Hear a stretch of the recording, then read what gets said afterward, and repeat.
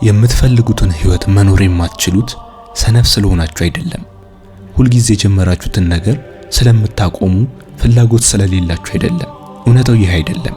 እውነተኛው ችግር እኛ የማናቃቸውና አእምሮአችን በጥንቃቄ የሚደብቃቸው 5 አደገኛ ፍርሃቶች ናቸው። በአንተና ባንቺ ውስጥ ተቀምጠው የትኛውንም እርምጃ እንዳትወስዱ የሚቆጣጠሯችሁ 5 የተደበቁ ፍርሃቶች አሉ። እነዚህን 5ቱ ፍርሃቶችን ካላወቃችሁት ምንም ያህል ጥረት ብታደርጉ ለውጥ ማምጣት አትችሉም። አሁን በዚህ ታሪክ እነዚህን ፍርሃቶች ከውስጣችሁ እናወጣለን።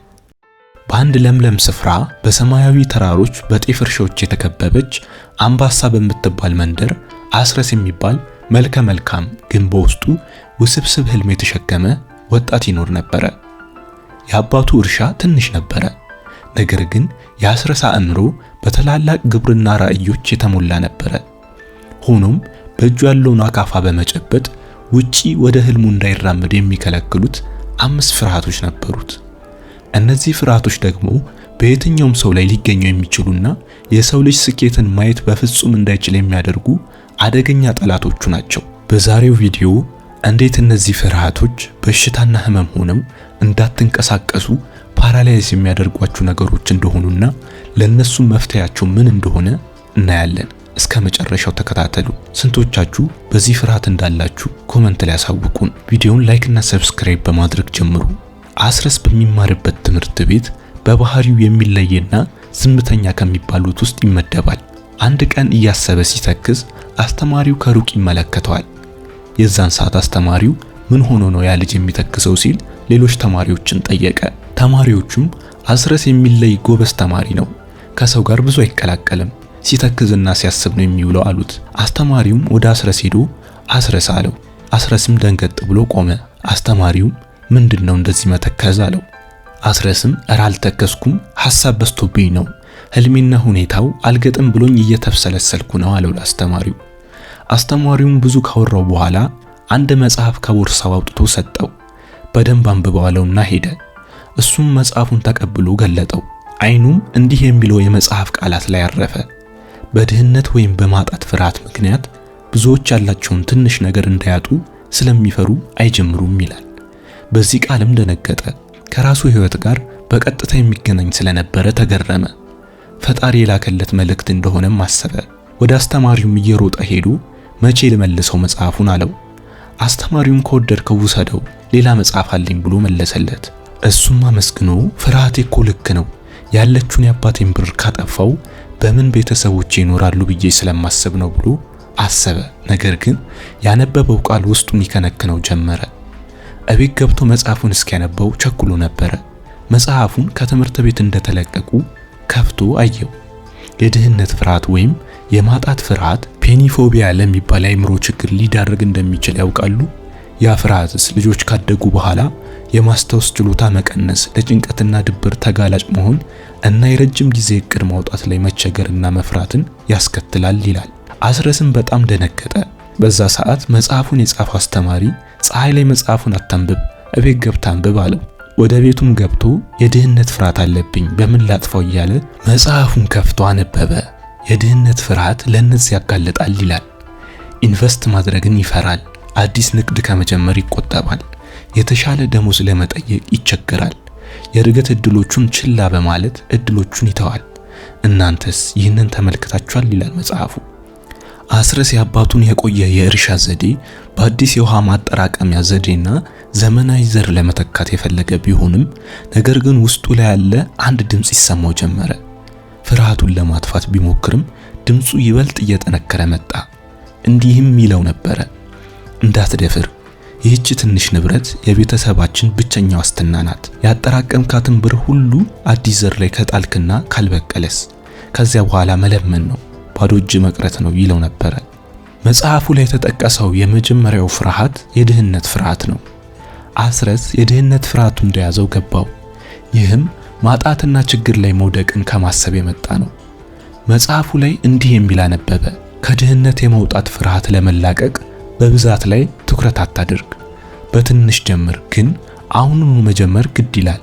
ያቺ ትንሽ ነገር እያደገች ትልቅ እየሆነች ስትሄድ ታያለህ ይላል። አስረስም አይምሮ ውስጥ አሳንሶ ለመጀመር ወሰነ። ነገር ግን አሳንሶ ቢጀምርም ከበድ ያለ ገንዘብ መዋዠቅ ውስጥ ሊገባ እንደሚችል አወቀ። አስረስ አባቱ ያጠራቀማትን ትንሽ ገንዘብ በእጁ ሲይዝ መዳፉ ሳይቀር ያልበው ሰውነቱን ይሞቀው ጀመረ። መውሰድ የሚፈልገው እርምጃ እርግጠኛ ባልሆነው የወደፊት ዕጣ ፈንታ ላይ እንደ መዝለል ነበር የቆጠረው። ነገር ግን ያሰበው ከከሰረ ትምህርቱን አቋርጦም ቢሆን ሰርቶ ገንዘቡን ለመመለስ ወሰነ። በዚህን ጊዜ አስረስ በልቡ ውስጥ አዲስ ድምጽ ሰማ። እንዲህ አለው፣ አስረስ እጥረት የምትመለከተው አንተ ነህ። መሬትህ ሰፊ ነው። አሁን ባለው ገንዘብ በትልቁ መጀመር አይጠበቅብህም። በትልቁ በማሰብ በትንሹ ጀምር። የማትረፍ እድሎች ማለቅ የላቸውም። ፍርሃቱን ታግሎ ስራውን በትንሹ ገንዘብ አውጥቶ ጀመረ። የአስረስ ትንሽ ሙከራው ሲታይ የመንደሩ ሽማግሌዎች በአደባባይ መሳለቂያ ያደረጉት። በዛን ሰዓት አየህ፣ እያፌዙብህ ነው፣ ልጁ የአባቶቹን ጥበብ ናቁ ይላሉ። ሁሉም ሰው ሞኝ እንደሆንክ አድርጎ ያስቡሃል። እነዚህ ሐሳቦች ይበልጥ ከመውጣታቸው በፊት ቆፍረ ቀበረው። ሌሎች እንዲወዱ አድርግ። በኋላ ቢረግሙ የምትጎዳው አንተ ነህ አለ ለራሱ። በዚህ ሰዓት መጽሐፉ ላይ ያነበበው ሁለተኛው ፍርሃት ትዝ አለው። ሁለተኛው ፍርሃት የመተቸት ፍርሃት ነው። አቲች ፎቢያ ይባላል። የሚከሰተውም ሰዎች በሌሎች ዘንድ የመፈረጅ፣ የመወቀስ ወይም ከባድ ኔጌቲቭ አስተያየት የመቀበል ከፍተኛ ጭንቀትና ስጋት ውስጥ መውደቅ ነው። ፍጽምናን መፈለግ፣ ከመጠን በላይ እያሰቡ ስራን አለመጀመር፣ ከሌሎች ጋር ከመገናኘት መቆጠብ፣ ሰዎችን ማስደሰት መፈለግ መገለጫዎቹ ናቸው ይላል መጽሐፉ። በዚህ የተጠቁ ሰዎች ትክክለኛ ትችት ሲሰነዘርባቸው እንኳን ትችቱን እንደ መጠቃት አድርገው ሁሉ ሊቆጥሩት ይችላሉ።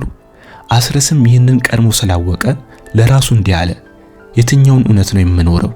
የሌሎችን ጊዜያዊ አስተያየት ወይስ የራሴን የለመለመ ራዕይ?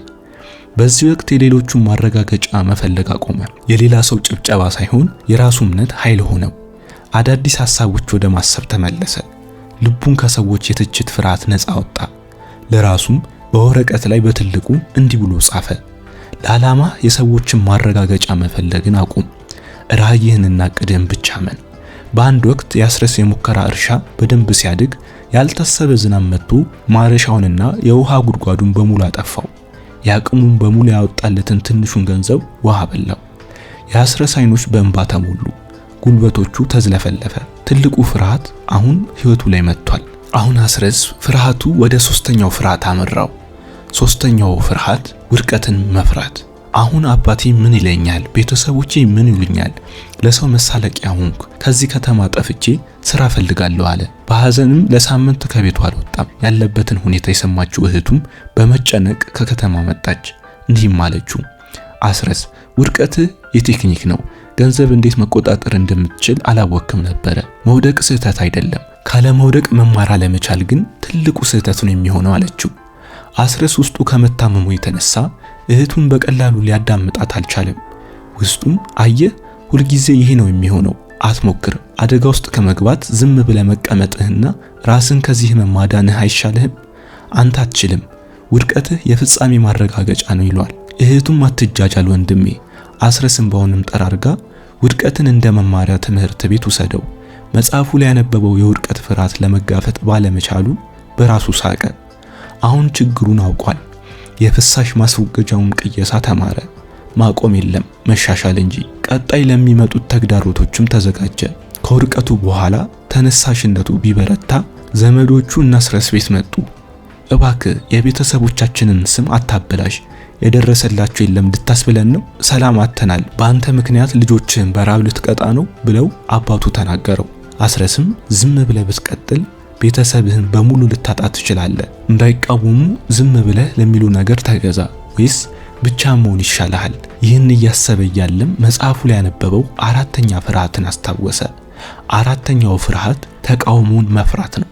ህልሞችህ መሞት የሚጀምሩት ተቃውሞን መፍራት ስትጀምር ነው አለ ለራሱ። ተቃውሞ ምንድነው ሲል ራሱን ጠየቀ።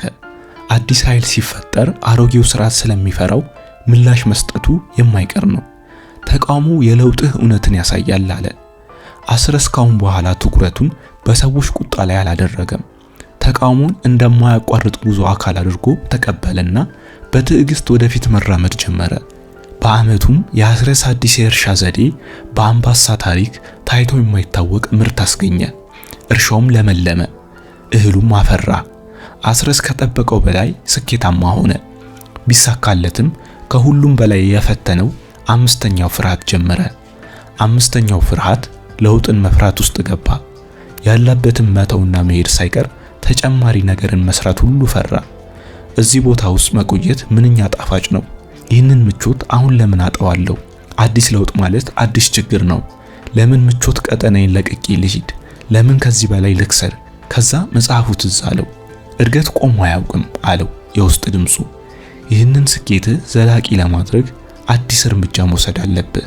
ስኬት ለውጥንና እድገትን ይጠይቃል።